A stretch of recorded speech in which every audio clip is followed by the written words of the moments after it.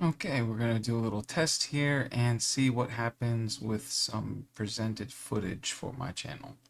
So we're going to take a look at Hassan Piker, the visionary young Democrat. Let's hear what he had to say recently at the College Democrats Convention or something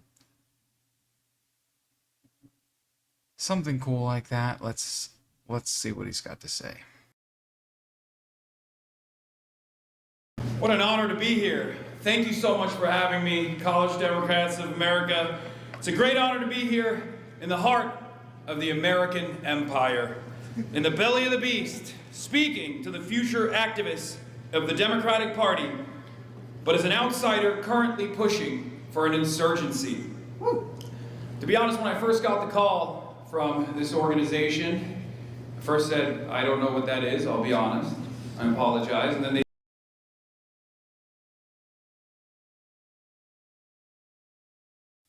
Oh boy.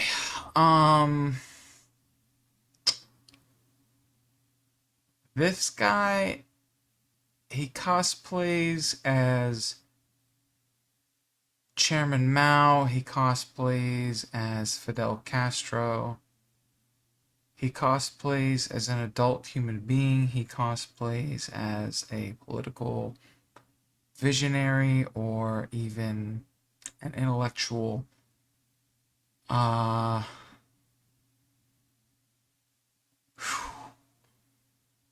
Let's keep it going. These are tough to get through, man. This guy is such a fool. Let's actually give him a chance to say something, though. He's 30 seconds in. Come on, bud. We'll see what you got. Let's do it. They told me they hadn't held a national convention of this size since the Nixon era. So give yourselves a round of applause for that.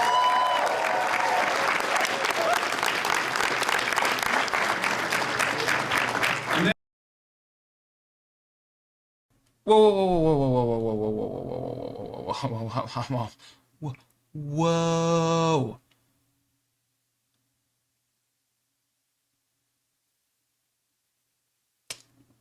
Did he just say, give yourselves a round of applause for the biggest turnout since the Nixon era? And then the camera panned to like 27 people? I've taken classes at community college with more people than that.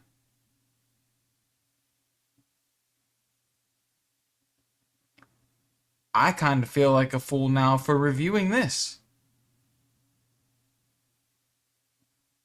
We're gonna keep it going though. I committed. Let's go. And I was a little worried. I'll admit. Me and the Democratic Party were not so close as of late, as many of you know. I thought to myself, perhaps the Center for American Progress has set up a trap for me. Dear attendant, are you in the room? I apologize for everything I've said. After all, it's not a secret that there are many, many people in the Democratic Party that wish that I would go away. I'm not a Democrat, but this is something that I can work with them on. Please go away.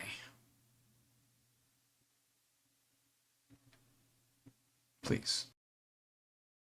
Who wish that this movement would go away.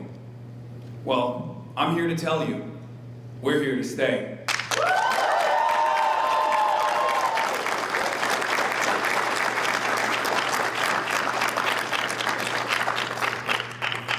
Now, a lot of people, including probably your future employers or your current employers, they call me a lot of names. They say I'm an idealist, a radical, a terrorist. But the one thing that they don't call me is a liar. And I think that anyone who wants a better future for the world, let alone this country, needs to understand that it is our job to always seek truth from facts. Interesting. Well, I'd like to go on record as calling you a liar. Remember that time that you said that you didn't shock your dog?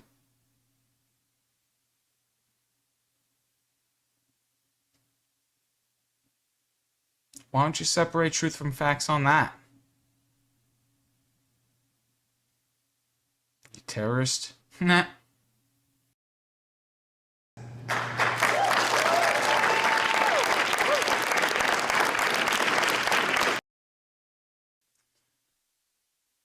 Pan over to the Democratic Diversity Cheerleading Squad. Sitting in the front row, they can't wait to post about how psyched they were to hear Hassan tell a few bad jokes and then apologize for everything that he said. I will give them credit, that carpet design is pretty sick. That blue with the orange and the gray, it's like, is this an instrument? Is this some kind of swimming pool? Race lanes that they're... What is that? It's tasteful, that's what it is. We must always expand our knowledge of the world around us and to use that knowledge to build a worldview. And then we can move on to change the world. And the reason why I stress this is because a lot of people, they see this as a career. And I work with a lot of campaigns. I've worked with establishment Democrats in the past, and right now I'm working with a lot of democratic socialists all around the country.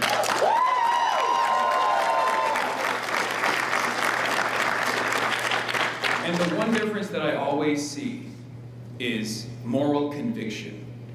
Moral conviction to always say the truth. And an endless thirst to understand exactly what's going on.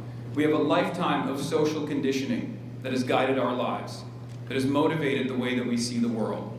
Sometimes that means we have a lot of blind spots. But moral conviction is really important because that is what makes the difference between the insurgents and the establishment Democrats that are simply following along. And I think that anyone and everyone here must constantly push for this. This task takes on a new importance today. Lies and disinformation are the currency of our enemies on the right. Unable to compete with us over here in reality, right-wingers instead try to make humanity live in their dangerous fantasy land, constantly finding new enemies in our neighborhoods to position as a reason for why we are all experiencing the same struggles born out of capitalism. But sometimes, I'm a glass half full kind of guy. So I'm curious, I would be curious to know what demographic he's speaking about when he says we and our neighborhoods. Because he's filthy rich. He lives in a mansion. You probably need a code to get into his neighborhood. Nobody's bringing anything there that isn't a scheduled delivery after they meet with the guy at the security gate. Like, give me a break. Are you for real with this? Like, he really thinks that he's out here inspiring the peasants with his just complete nonsense. This guy is such a fool. He doesn't even... What does he even stand on? His argument basically, so far at least, is that the other guys are bad and they're liars and they imagine everybody's humanity as some sort of terror fantasy, or I don't know what he called it, but like he just uses vague, descriptive, extra words to talk about nothing at all. Like, let's talk about a policy, let's talk about an objective that we want to accomplish. Like, have you ever done anything before, or do you just commentate on shit all the time in between looking in the mirror? This guy's the worst. Really the worst. Let's keep it going. We're not even a third of the way through this. This is painful. When the right traffics and lies, the lane for telling it like it is wide open. And whoever can do that, whoever can tell the truth, they will own the future. But people fail this basic test all the time, especially in Washington, D.C. Now, I'm sure that many of you in this room feel the same energy that I do. A feeling shared by more and more people all the time of frustration. Frustration with decades of political ineptitude in the face of rising fascism. Many people in this Decades of frustration in the face of rising what? Sorry, I just gotta. I can't let these people get away with this. We're 4 minutes 40 seconds into his video out of 14 minutes, and he still can't land on a position or an opinion that is objectively true or even objectively viewable by another person, right? Like, how can you even be on his side right now? He hasn't described anything where other people can observe it. Let's find out. This room have only known Trump. But to the older folks here and also watching at home, think about that for a second. The only politics that people in this room have ever known is shot through with Donald J. Trump. Political life shaped from above by a narcissistic tyrant who enriches himself, his ridiculous family, the Epstein class, as well as the billionaires who were smart enough to get caught, smart enough to avoid getting caught. Sorry.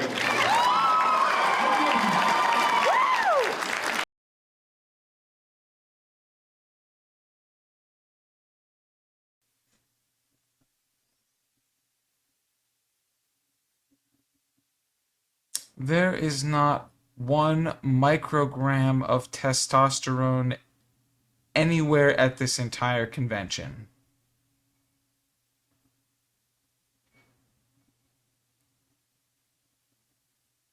A deficiency is a deficiency, right? Like, you can like your opinion all you want, but what is this?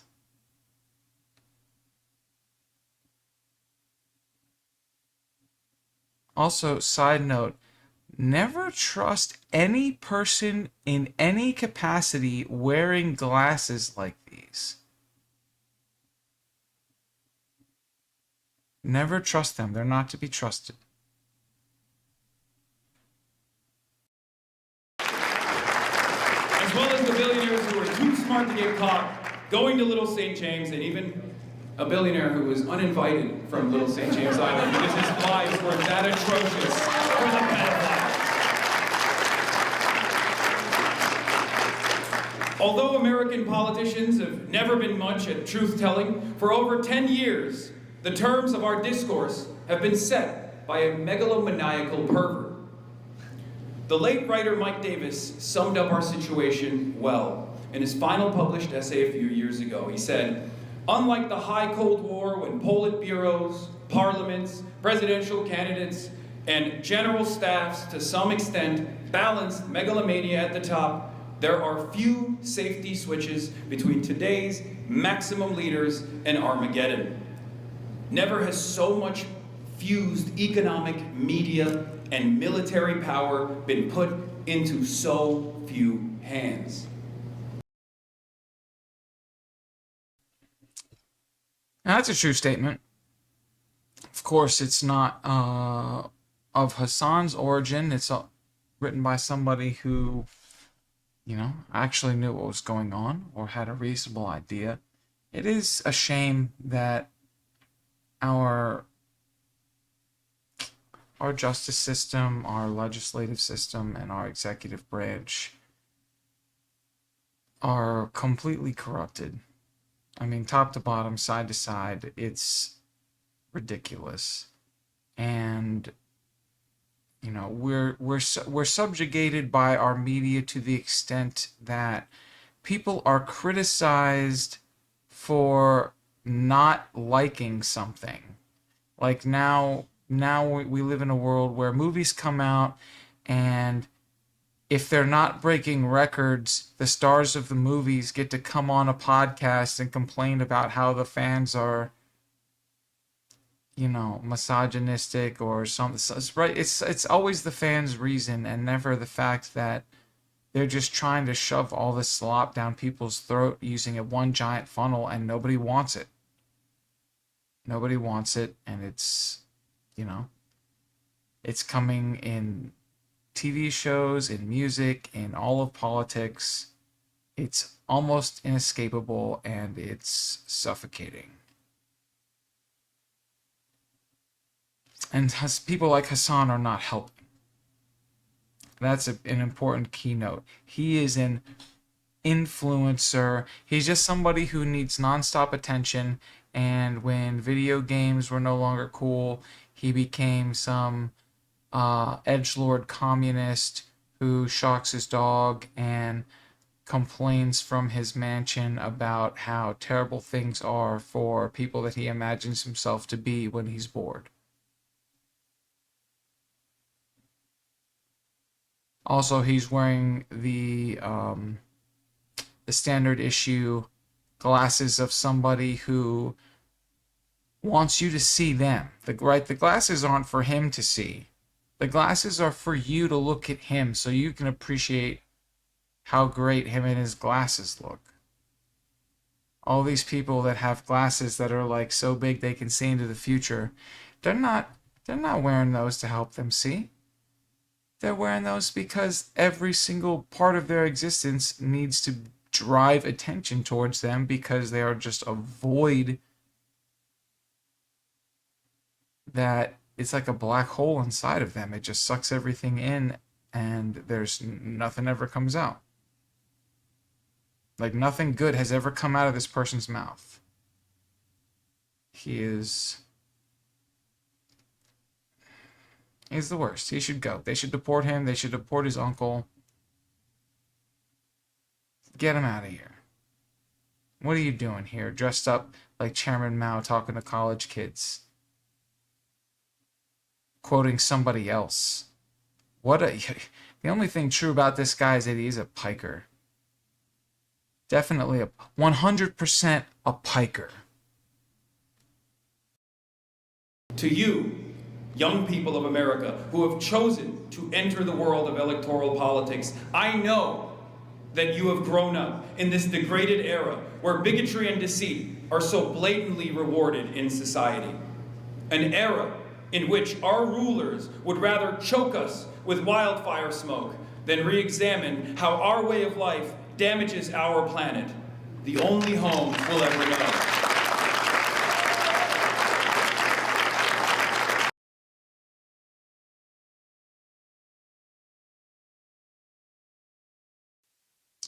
Is he talking about California with that wildfire stuff? Because California's been run by the Democrats for quite a long time, and they're the ones who were not able to put out the fires that choked you with smoke.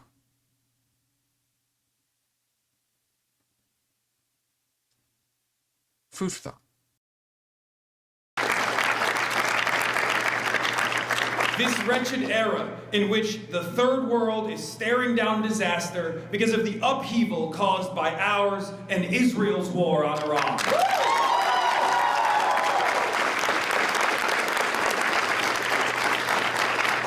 This ridiculous era in which a Supreme Court dominated by religious nutjobs rewrites our laws at will. In this world, I know even just a little bit of truth can feel like a life raft.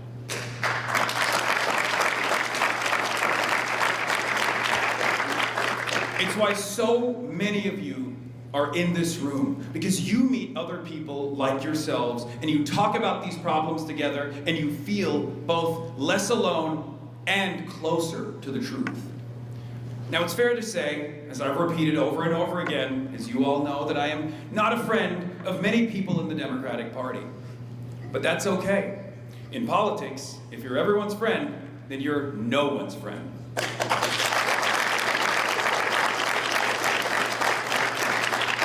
But I am here today because the times have gotten very strange and new political opportunities are all around us. Chances for us to push radical political change through an electoral system that right now is going through a transformation. You can feel the changes with every news story.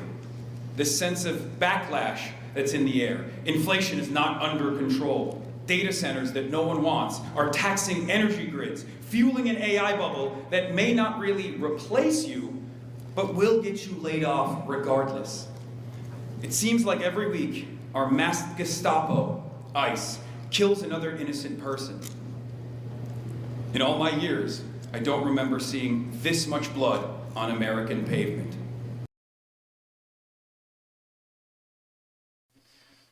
So, I will agree that the violence that's being reported on, as far as ICE is concerned, is alarming. I don't know off the top of my head if that type of violence went on during previous administrations' immigration enforcement efforts and it just wasn't publicized, or because I know that other administrations have deported far more people than the Trump administration. So if they were able to do that non-violently, then that is a strike against the current administration and against law enforcement in general. However, you know, these people aren't cooperative. It's not like ICE are deploying firearms against people who are cooperating. It's people who are trying to drive their car at the officers to get away, who are violently resisting, or who are threatening them with weapons, or some crazy nonsense because they're in a last-ditch effort situation to try to evade capture and deportation because they're somewhere that they don't belong. And I'm not sure where everybody gets this sense of feeling that they are just allowed to come to America and live here and start a life free and unfettered. They don't have to apply for citizenship or do anything. They just, as soon as they get here, the world is their oyster. Like, that's ridiculous. And people like Hassan would have you believe that I'm some bigot or a fascist or some other buzzword, a Nazi, whatever, because I think that nations are sovereign and have borders and are allowed to decide who and how many people they allow into their country, both to visit and to live as citizens. Like, it's within their right. It's within the government. The government's responsible for managing the infrastructure and for doing all kinds of things. And, they need to keep the people's interests at heart. Like, these people will talk about how, housing affordability. I think he mentioned inflation's not under control. Inflation's not under control. But, and AI data centers are causing layoffs. AI is causing layoffs, and I'm in the tech industry, so that's something that I particularly, am susceptible to.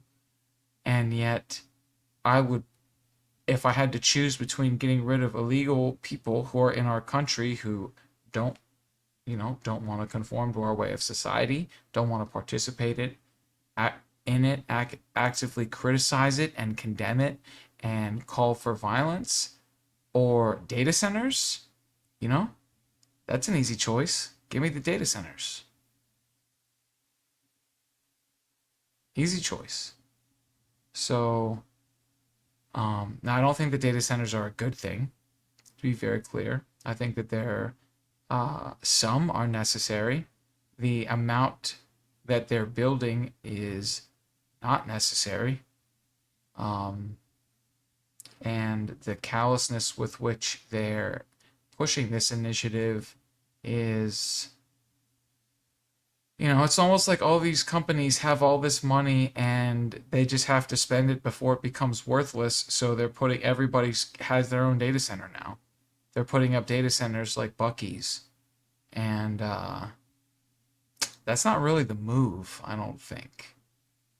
So, but nobody, that's a bipartisan feeling. That's only the elites want data centers. Like every person who works for their paycheck and would be, in a bad spot. I don't want to say just people who are living paycheck to paycheck, but people who work for a living generally don't want a data center nearby. If you live in a metro area, obviously you need a data center nearby to service that many people.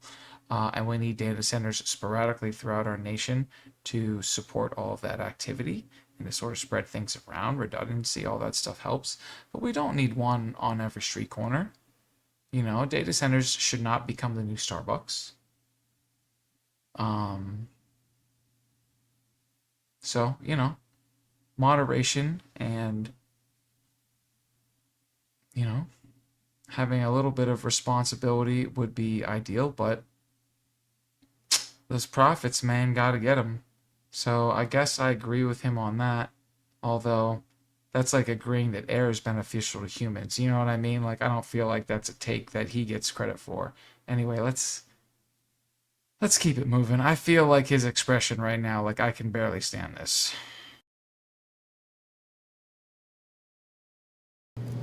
I often say that the United States is an empire in decline. And home, that means we are a nation in crisis. But where so much of Washington sees dangerous instability, I and many of you see promise. I see a real opportunity to change this country's trajectory, to improve the lot of humanity. And I know you... Okay, hold on. You know what? Let's keep going. You feel it too. It's rooms like these that remind me just how many people see right from wrong and want to do something about it.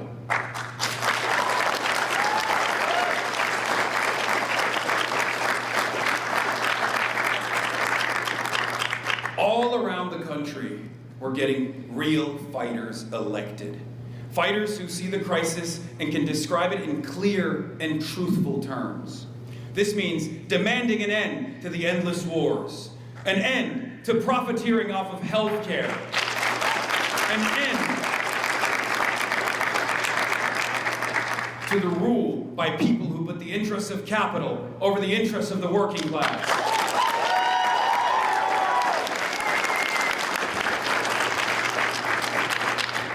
It's talk like this that has Washington terrified. It's talk like this that has MAGA terrified.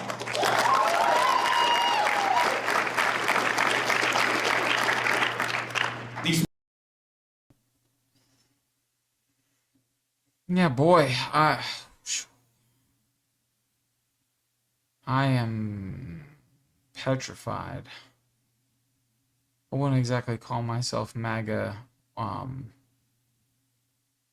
I think declaring any political affiliation is a bad move in public.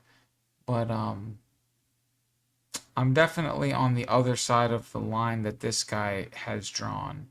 And nothing about what he says is terrifying or troublesome.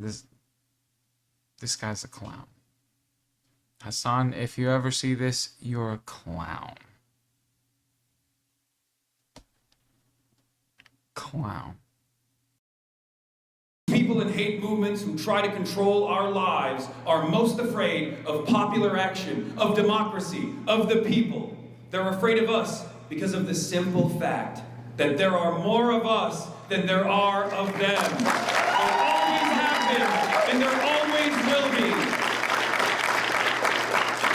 There are more good, decent people with moral conviction who find it unfathomable that the wealthiest nation on earth chooses to spend its billions blowing up schools overseas rather than building schools in our neighborhoods. Kind people who can't understand understand why, in the wealthiest nation on earth, there are hundreds of thousands of people who will go to sleep outside tonight, and millions more who live paycheck to paycheck.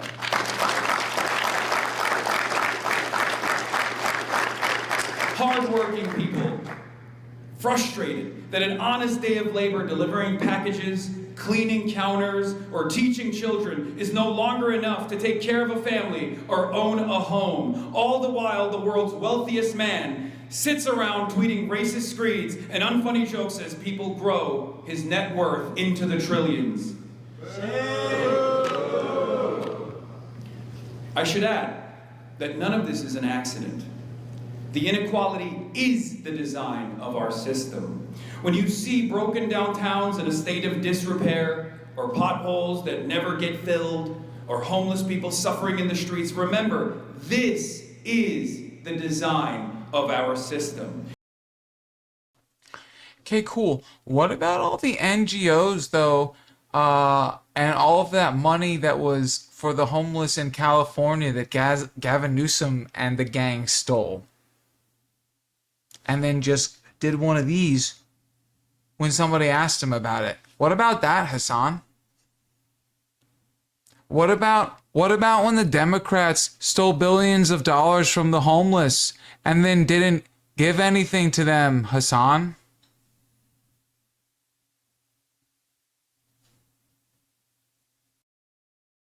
It is not the moral failings of the individual, but a whole architecture where the ultra-rich stick their hands in the pockets of everyone else. Just as You mean just like you sticking your hands in the pockets of everybody who subscribes to your Twitch so you can live in a mansion as a Nepo baby and complain about things that you don't actually experience?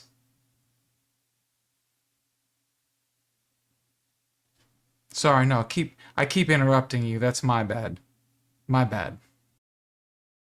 every person who has no shelter is a policy failure. Every billionaire is a policy failure.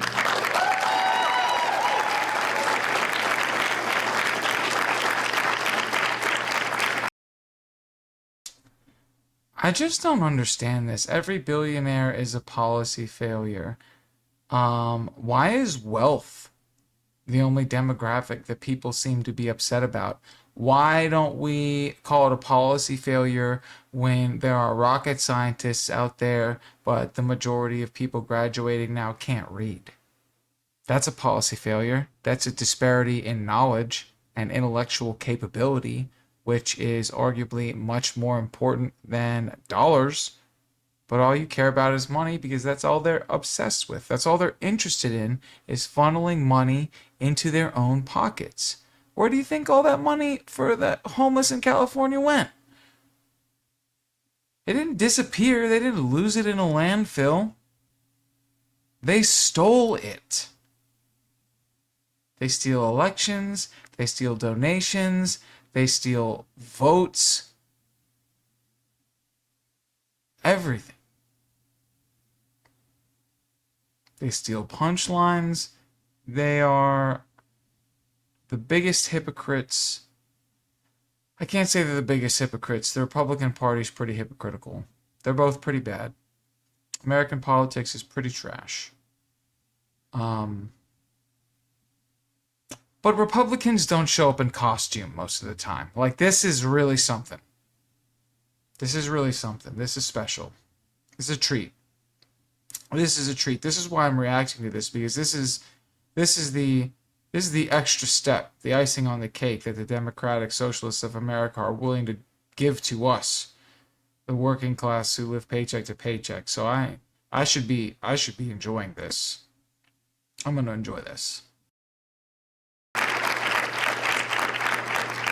But just as every billionaire is a policy failure, every congressperson who's refused to change these policies have failed you, have failed all of us.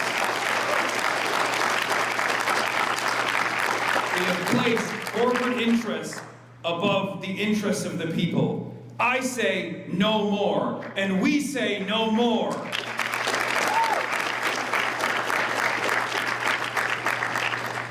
I've traveled all around the country. I've talked to countless people over dozens of protests, gone to rallies, I've gone to marches, I've gotten shot at by my own law enforcement that I pay with my taxes the salary of. And all I ever hear from the people by my side is no more.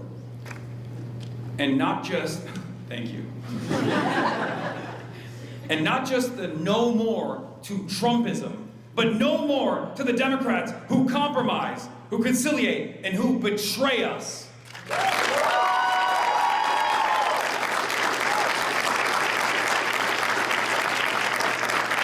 No more to the fascist reactionaries, but no more to the Democrats who will collaborate and cooperate with the fascists, who will fund ICE, who will fund Israel, who will help poison the planet, who will stiff workers and help bosses.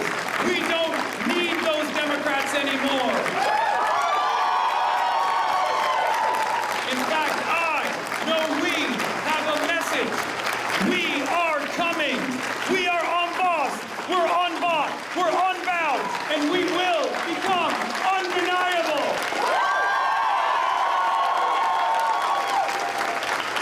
Thank you.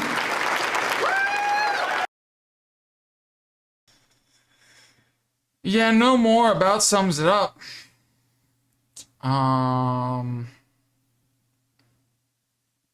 Certainly had all I can stand. There's another whole side of that room, so he's probably got a good, maybe as many as 40 or 50 people there. Look at that. Pretty soon he's going to be able to talk to an assembly at an elementary school or something. This guy's going straight to the top. Right here. Hassan Piker. Why does he got this MC Hammer style giant suit on though? Like, I get that you're dressing as Mao, but Mao had a tailor, I think. Like, Mao's pants fit, right? I'm gonna look into that for the next video. I'm pretty sure that his suit fit him. That's probably because he didn't get it at a costume shop, though. This was sort of just a gag, I'm sure. So yeah, fun video. Always love to hear from Hassan. I really hope he does run for office someday. Like, that's a free win for somebody sensible. Running against Hassan is like running against somebody who just had their legs broken. You know what I mean? Like, that's easy bank. Hassan Piker. What a chode. Well, now I'm going to test the workflow that I built by dropping this video into it and see if it churns it up the way I like to produce it on YouTube for some cool content for my channel, aka you guys. And unlike these other nerds, I'm not going to rattle off a bunch of crap about subscribe to my Patreon and blibbity blah and follow me and tap into this and shut up. Remember to buy a bearskin tactical hoodie. Shut up. These people doing ad reads and all kinds of plugs and crap. Maybe I'm hating. Maybe I'll get to that point where saying a few things at the end of the video will increase my revenue and I'll want to do that. But right now, every time I hear that, I'm just like, did you just make the video so that you could do another 10-second advertisement blurb at the end where you cram everything into the exit and then shut the camera off? Like, you know, I was generally annoyed by this. I haven't made a video for a week, and then this guy runs his mouth, and I'm like, oh my god, I have to do something. I need to make a video. I need to test the reaction videos to see how it works. And this is the one that I chose. It's actually my bad too. I don't know how I feel. I'm gonna go shake the 8-ball, I think. Anyway, thanks for tuning in. I'm gonna try to become more regular with my videos, but for now it's just a work in progress, so bear with me. And I appreciate you stopping by, and I will see you next time. Thank you.